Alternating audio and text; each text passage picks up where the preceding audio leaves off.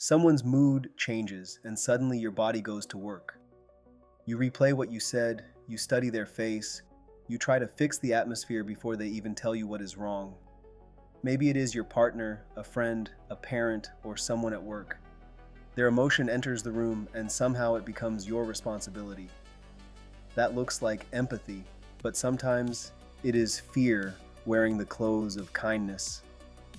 By the end of this video, you will understand why other people's emotions can feel like your responsibility and how to care without carrying what belongs to them. Because there is a difference between supporting someone and becoming responsible for their inner world. And without understanding that difference, you can spend your life solving problems that were never yours. You probably know the pattern. Someone is disappointed, so you explain yourself for 10 minutes. Someone is stressed, so you cancel your plans to rescue them. Someone is quiet, so you assume you did something wrong. Someone makes a bad decision, and you wonder how you could have prevented it. You become the emotional manager of the room. You monitor everyone. You soften your words. You predict their reactions. You absorb the tension, and only when everyone else is okay do you allow yourself to relax. People may even praise you for this. They call you thoughtful, reliable, mature, selfless, and maybe you are all of those things. But being needed can become hard to let go of, not because you want attention, because being useful can feel safer than simply being loved. When I was younger, if someone I cared about became upset, distant, or disappointed with me, I felt like I had to deal with it immediately. I wanted answers. I wanted to explain myself, fix the atmosphere, and keep digging until everything made sense again.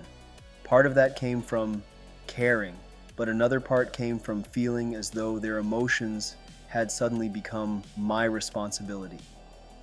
Over the past 4 years, I have learned to create space between what I feel and what I do. For example, in a relationship, something the other person does may make me angry. Instead of reacting immediately, I step back and try to look at the situation wysometrically. What happened from my perspective? What might it look like from theirs? And what part of this actually belongs to me? Then, when I can speak calmly, maybe the next day, I open the conversation and try to understand what is underneath it. But the deeper change was not only learning to react less, it was learning that I do not have to fix every emotional situation by myself. I have had friends become distant or exclude me. My younger self might have chased an explanation and spent a lot of energy trying to repair something that had become one-sided. Now I understand that some situations deserve an honest conversation, and some require me to accept that the emotional work is not mine alone. I still care. I just no longer believe that caring means taking responsibility for every reaction, every distance, or every relationship. And that raises a deeper question. Why can another person's emotions feel like something we are personally required to solve? Your nervous system can learn patterns long before you have words for them. It may learn, when other people are okay, I am safe.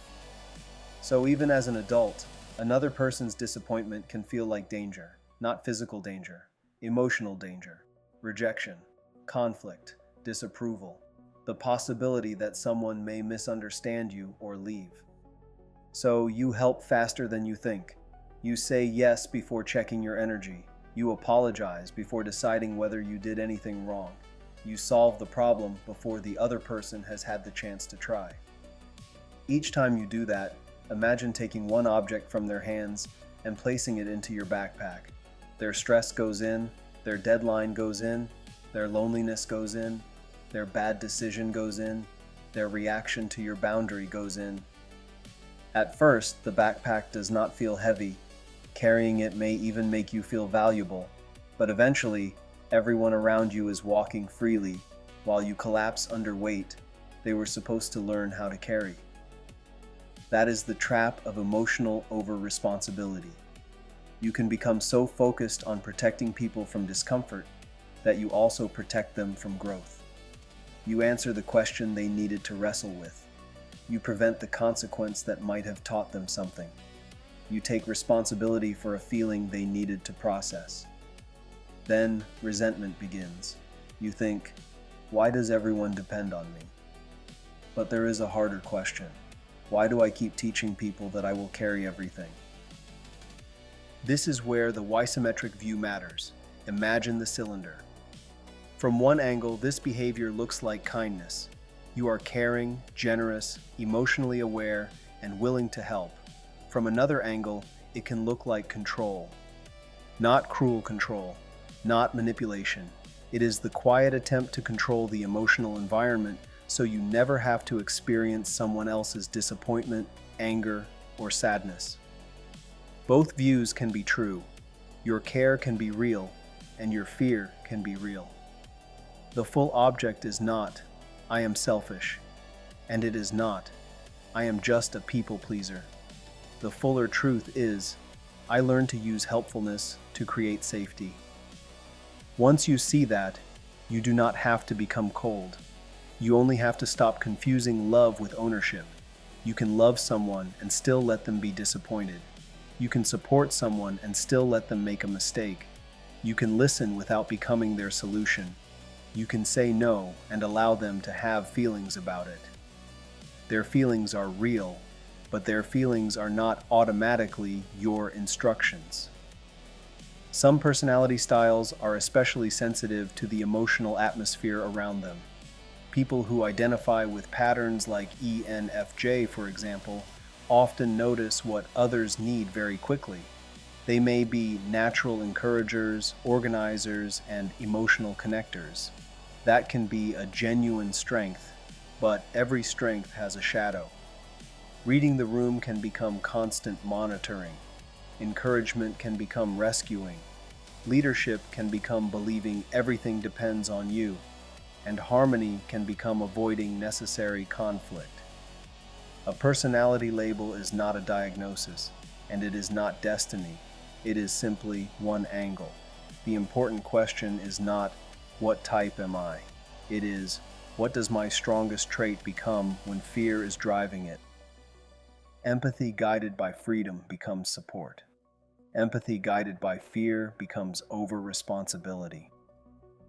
So, how do you tell the difference? Use what I call the ownership check. Before you rush in, pause and ask 3 questions. Question 1. Is this actually mine? Did I create the problem? Did I make a promise? Is there a real responsibility here that belongs to me? When the answer is yes, own your part clearly, but do not own more than your part. Question 2. Was I asked for help? Sometimes people need support. Sometimes they only need to be heard. And sometimes they need space to solve their own problem. Instead of assuming, ask, do you want me to listen, help you think through it, or give you some space? That one question can save you hours of unnecessary emotional work. Question 3. Can I help without taking over? Healthy help allows the other person to keep responsibility for their own life. It sounds like this. I believe you can handle this. I can help for 30 minutes, but I cannot take the entire thing on. I care about you, but I cannot make this decision for you. Or, I understand that you are disappointed, and my answer is still no. These sentences do not remove compassion. They remove ownership.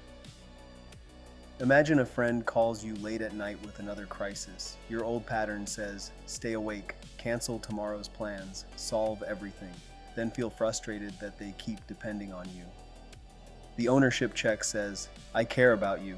I can listen for 15 minutes, then I need to sleep. Tomorrow, you will need to decide what you want to do next. That may feel harsh the first time, but it is not abandonment. It is a boundary that tells the truth. You are available to care. You are not available to carry. Some people may resist the new version of you because they were benefiting from the version who had no boundaries. Their disappointment does not prove that you are doing something bad. Sometimes it only proves that the relationship is being asked to become more honest. Here is your self-reflection exercise. Take a page and write this question at the top. Who am I currently carrying? Write down one person or situation that immediately comes to mind. Then create 3 columns. In the first column, write, what belongs to me. In the second, write, what belongs to them. And in the third, write, what is shared. Be specific. Maybe your responsibility is to communicate clearly, keep a promise, apologize, or offer limited support. Their responsibility may be managing their reaction, making a decision, facing a consequence, or asking for professional help. Then answer one final question. What would caring without carrying look like this week? Maybe it means waiting before saying yes. Maybe it means asking what kind of help they actually want. Maybe it means allowing someone to be disappointed without rushing to change their mind. And maybe it means putting down a weight you have carried for so long that you forgot it was never yours. Caring is not the problem. Your empathy is not a weakness. The goal is not to become less loving. The goal is to become loving without disappearing. From one angle, saying no may look selfish. From another, always saying yes may look kind. But the full cylinder reveals something deeper. A healthy relationship needs two people standing on their own feet, not one person carrying both. I have linked a practical boundary resource in the description, along with the reflection questions from this video, and in the next Wysometric videos, we will continue examining the traits that look like strengths from one angle, but become traps when fear takes control. So subscribe if you are ready to see yourself from more than one side. Until next time, ask yourself, am I helping this person stand? Or am I teaching them that I will always carry them?